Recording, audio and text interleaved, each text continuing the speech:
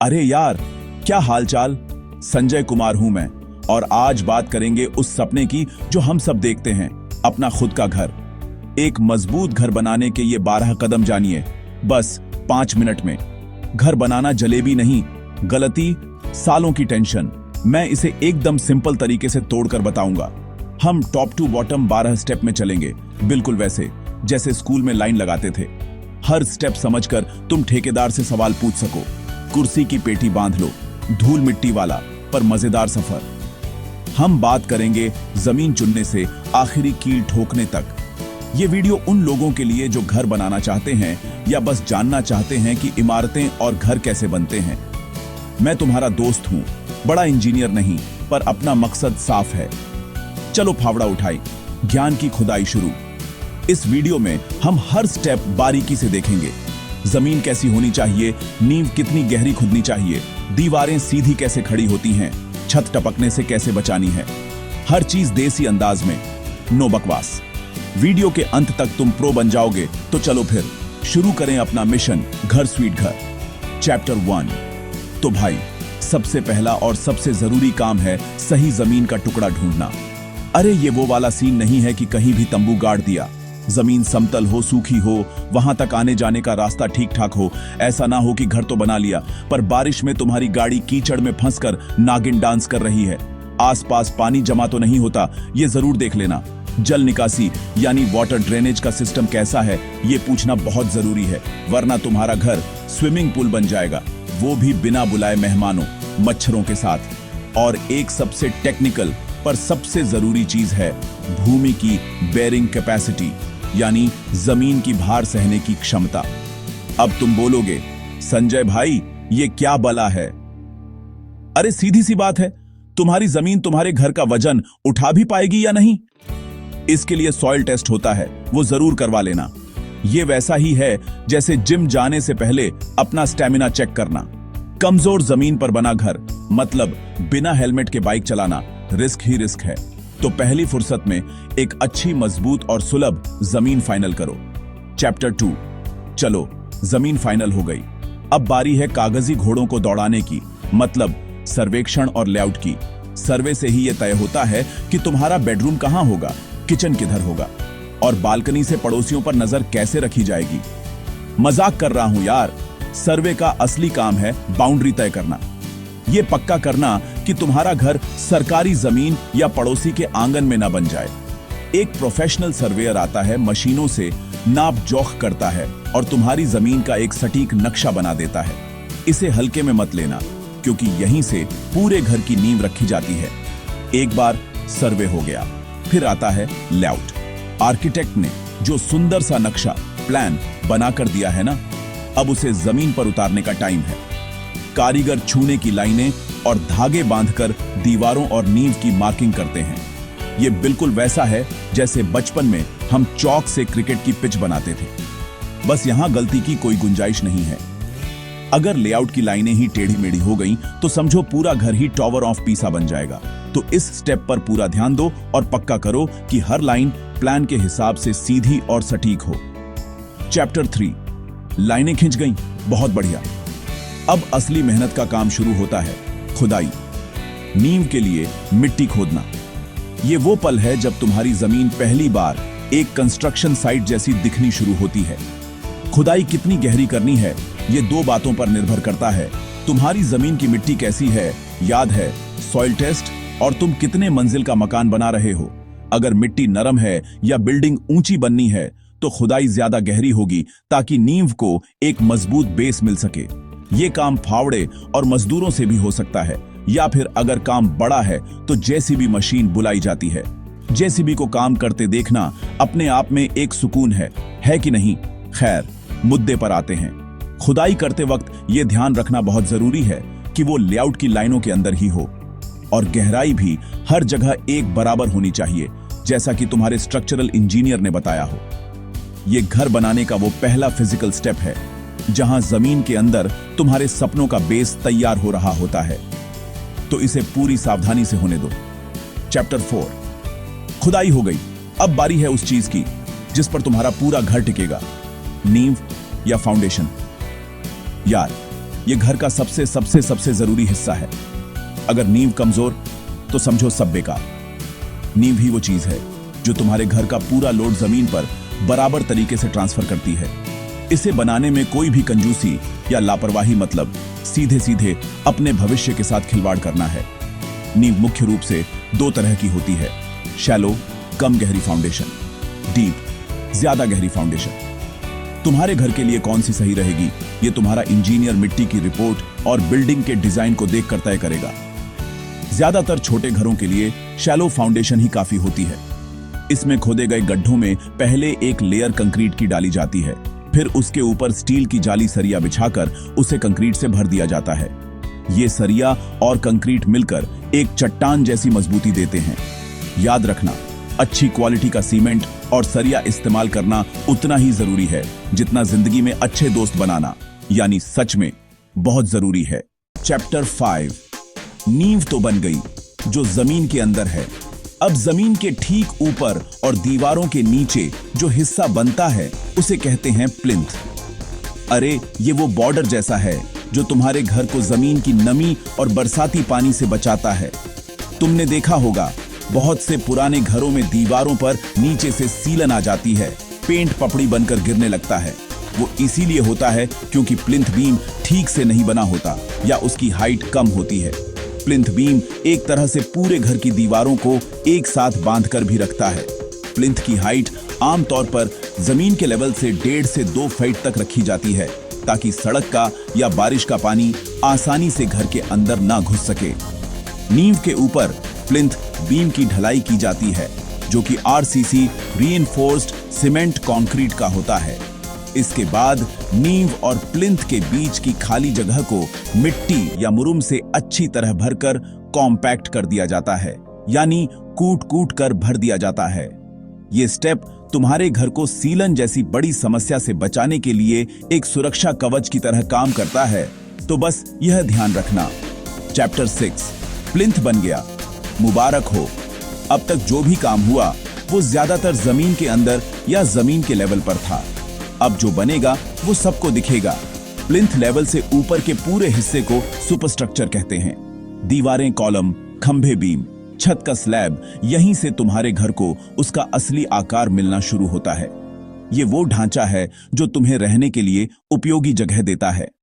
कमरे, hall, kitchen superstructure का काम कॉलम खड़े करने से शुरू होता है।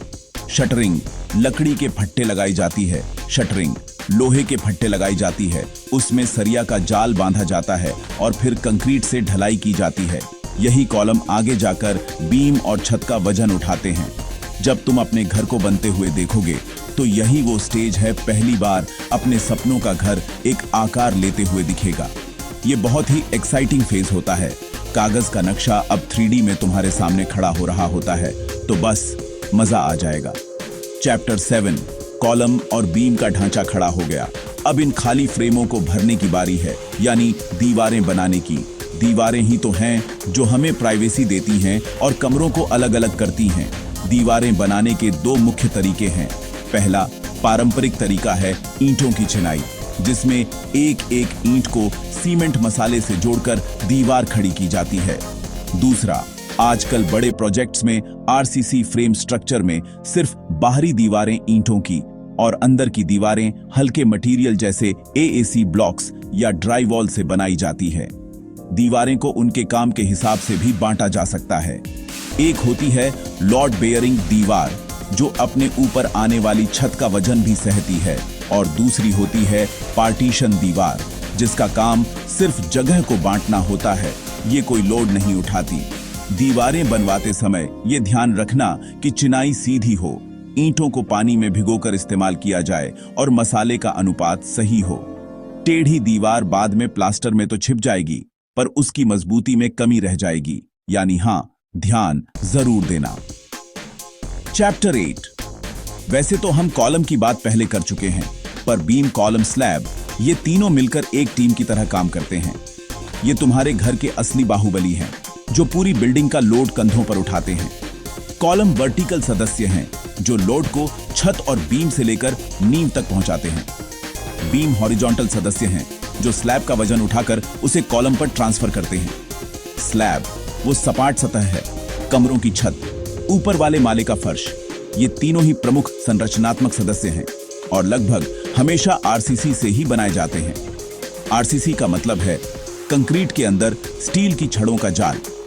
कंक्रीट दबाव झेलने में मजबूत होता है और स्टील खिंचाव झेलने में जब ये दोनों मिल जाते हैं तो एक ऐसी सुपर स्ट्रेंथ चीज बनती है जो हर तरह का लोड झेल सकती है। इनकी ढलाई करते समय शटरिंग मजबूत होनी चाहिए और कंक्रीट भरने के बाद उसे वाइब्रेटर से कॉम्पैक्ट करना बहुत जरूरी है ताकि अंदर कोई हवा के बुलबुले या खाली जगह न रह जाए। अच्छा, चैप्टर 9। ढांचा बन गया, दीवारें खड़ी हो गईं। अब बारी है सर पर छत डालने की। छत हमें धूप से बचाती है, छत हमें बारिश से बचाती है, छत हमें ठंड से बचाती है, छत हमें गर्मी से बचाती है। छत का चुनाव इस बात पर निर्भर करता है कि तुम कहां रहते हो और उस छत का इस्तेमाल कैसे करोगे। सबसे कॉमन है फ्लैट रूफ, जो आजकल ज्यादातर शहरी घरों में बनती है। इसका फायदा यह है कि तुम्हें ऊपर एक खुली टेरेस मिल जाती है, कपड़े सुखाने, शाम को बैठने, छोटा मोटा गार्डन बनाने के लिए। इसकी ढलाई भी बीम और स्लैब के साथ ही हो जाती है। दूसरा ऑप्शन है स्लोप्ड रूफ, जो बारिश या बर्फबारी ज्यादा होने वाली जगहों के लिए बेस्ट है। ढलान की वजह से पानी या बर्फ छत पर जमा नहीं होती, फिसल कर नीचे आ जाती है। ये देखने में भी बहुत सुंदर लगती है। एक और प्रकार है ट्रस रूफ, जो ज्यादातर फैक्ट्री या बड़े हॉल्स में इस्तेमाल होती है। छत बनाते समय सबसे जरूरी चीज है वाटरप्रूफिंग। ढलाई के बाद इस पर वाटरप्रूफिंग का एक अच्छा कोट जरूर करवा लेना, वरना कुछ सालों बाद छत टपकने की समस्या से परेशान हो जाओगे। तो हां, ध्यान रखना। चैप्टर 10। बधाई हो, घर का सिविल वर्क लगभग पूरा हो गया है। अब तुम्हारा घर एक कंक्रीट के बक्से जैसा दिख रहा होगा। इसे सुंदर और रहने लायक बनाना शुरू होता है फिनिशिंग। इसमें सबसे पहले आता है प्लास्टर। ईंट की खुरदरी दीवारों पर सीमेंट रेत का लेप लगाया जाता है ताकि दीवारें एकदम चिकनी और सीधी हों। प्लास्टर के बाद दीवारों पर पेंट या पुट्टी की जा सकती है। प्लास्टर सूखने के बाद असली मेकओवर शुरू होता है। दीवारों पर पेंट, जमीन पर टाइल्स, मार्बल या ग्रेनाइट फ्लोरिंग, दरवाजे, खिड़कियां लगाना, यही काम तुम्हारे घर को पर्सनैलिटी देते हैं। किचन में काउंटर टॉप लगाना, बाथरूम में टाइल्स लगना, बाथरूम में फिटिंग्स लगना। इस स्टेज पर चॉइस ही चॉइस होती है, पर अपने बजट का ध्यान रखें। अच्छी क्वालिटी की फिनिशिंग उम्र और खूबसूरती बढ़ाती है। बस इतना ही कहूंगा, ध्यान से चुनो। चैप्टर 11। घर तो चमक गया, पर वो जिंदा कैसे होगा? बिजली, पानी, ड्रेनेज, ये घर की नसों की तरह है जो दिखाई नहीं देती, पर जिनके बिना काम नहीं चल सकता। ये काम फिनिशिंग के साथ साथ ही चलता है। प्लास्टर होने से पहले ही दीवारों में झिड़ी कटाई करके कंडुइट डाल दिए जाते हैं। बिजली का जंक्शन बॉक्स लगाया जाता है ताकि बाद में तार खींचकर स्विच लगाए जा सकें, और सॉकेट भी। इसी तरह बाथरूम में पाइपलाइन, किचन में पाइपलाइन, ये दीवारों और फर्श के अंदर बिछती है। ड्रेनेज का सिस्टम और सीवेज का सिस्टम दोनों को बहुत ध्यान से प्लान करो। किचन का पानी बाहर कैसे निकलेगा, बाथरूम का पानी बाहर कैसे निकलेगा, टॉयलेट का वेस्ट सीवर लाइन या सेप्टिक टैंक तक कैसे पहुंच जाएगा, ये सब पहले से तय होना चाहिए। इन कामों में लापरवाही का मतलब है बाद में दीवारें या फर्श तोड़कर रिपेयर करवाना, बड़ा सिरदर्द। इसलिए एक अच्छे प्लम्बर और इलेक्ट्रीशियन से पहले ही पूरी प्लानिंग करवा लो और उसी के हिसाब से काम करवाओ। ये वन टाइम इन्वेस्टमेंट वाला काम है, तो हां, थोड़ा संभल कर करो। चैप्टर 12। और आखिरकार वो दिन आ ही गया। तुम्हारा घर बनकर लगभग तैयार है। पेंट सूख चुका है, लाइटें जल रही हैं, नलों में पानी आ रहा है। लेकिन गृह प्रवेश की पार्टी से पहले एक आखिरी और बहुत जरूरी काम बाकी है, अंतिम निरीक्षण। जैसे एग्जाम के बाद हम अपना पेपर दोबारा चेक करते हैं, वैसे ही घर को फाइनल करने से पहले एक प्रोफेशनल इंजीनियर से पूरी बिल्डिंग का इंस्पेक्शन करवाना चाहिए। वो चेक करेगा कि सारा काम ड्राइंग और स्पेसिफिकेशंस के हिसाब से हुआ है या नहीं। इंजीनियर पूरी संरचना की मजबूती जांचेगा, फिनिशिंग की क्वालिटी जांचेगा, बिजली पानी के कनेक्शंस की सेफ्टी जांचेगा, हर छोटी बड़ी चीज जांचेगा। वो देखेगा कि कहीं कोई क्रैक तो नहीं है, दरवाजे खिड़कियां ठीक से काम कर रही हैं या नहीं, ढलान सही है या नहीं। अगर उसे कोई कमी दिखती है तो तुम उसे ठेकेदार से ठीक करवा सकते हो। ये स्टेप तुम्हारी मन की शांति के लिए है, ताकि तुम निश्चिंत हो सको कि घर हर लिहाज से मजबूत और सुरक्षित है। तो हां, निरीक्षण जरूरी है, बिल्कुल। आउटरो। तो दोस्तों, ये थे वो 12 स्टेप्स जो एक खुरदरी जमीन को तुम्हारे सपनों के घर में बदल देते हैं। देखा, उतना भी मुश्किल नहीं है ना? बस थोड़ी सी जानकारी, थोड़ी सी प्लानिंग, सही लोगों का साथ चाहिए। याद रखो, घर ईंट और सीमेंट से नहीं, प्यार सपनों से बनता है। ये 12 स्टेप्स तो बस उस सपने को एक मजबूत ढांचा देने का तरीका है। हर स्टेप पर ध्यान दो, क्वालिटी से समझौता मत करो और सवाल पूछने से कभी मत डरो। आखिर ये तुम्हारी जिंदगी भर की कमाई और तुम्हारे परिवार की सुरक्षा का सवाल है। मुझे उम्मीद है कि इस वीडियो से तुम्हें घर बनाने के पूरे प्रोसेस को समझने में मदद मिली होगी। अब जब तुम किसी कंस्ट्रक्शन साइट के पास से गुजरोगे तो तुम्हें सिर्फ धूल मिट्टी और शोर नहीं, बल्कि एक सपना पूरा होता हुआ दिखेगा। तुम समझ पाओगे कि नींव क्यों खुद रही है, कॉलम क्यों खड़े हो रहे हैं और प्लास्टर क्यों हो रहा है। ज्ञान ही असली ताकत है और मैं बस वही ताकत तुम्हारे हाथों में देना चाहता था। तो बस इन 12 चरणों का पालन करें और अपना मजबूत, सुरक्षित घर बनाएं। वीडियो पसंद हो तो लाइक और सब्सक्राइब करें। मैं संजय कुमार ऐसे ही काम की बातें लेकर तुमसे मिलता रहूंगा। तब तक के लिए अपने सपनों को जीते रहो और उन्हें पूरा करने की हिम्मत रखो। चलो, मिलते हैं अगले वीडियो में।